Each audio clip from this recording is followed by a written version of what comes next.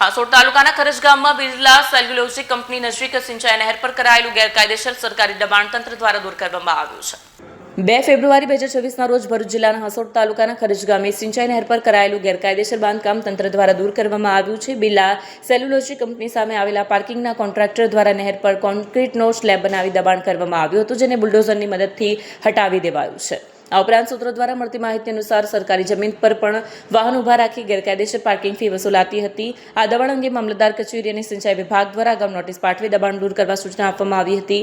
કાર્યવાહી દરમિયાન અનિચ્છનીય બનાવ ન બને તે માટે પોલીસ બંદોબસ્ત પણ ગોઠવાયો હતો। જાણવા મુજબ કોન્ટ્રાક્ટર દ્વારા વર્ષ 2018થી આ દબાણ કરવામાં આવ્યું હતું, જેમાં સિંચાઈ વિભાગની કેનાલ પર જ સ્લેબ ઊભો કરી દેવાયો હતો। મારું નામ કે એમ ગાવિત, નાયબ કાર્યપાલિકા સિસોદ નહેર પેટા વિભાગ કોસંબા। ને અરજી હતી ને મામલતદાર અને પોલીસ ઇન્સ્પેક્ટર સાહેબની અને કાર્યપાલક ઇજનેરની હાજરીમાં દબાણ દૂર કરવાની કાર્યવાહી કયા પ્રકારનું દબાણ કરવામાં આવ્યું? કોન્ક્રીટ રોડનું દબાણ કરવામાં આવ્યું।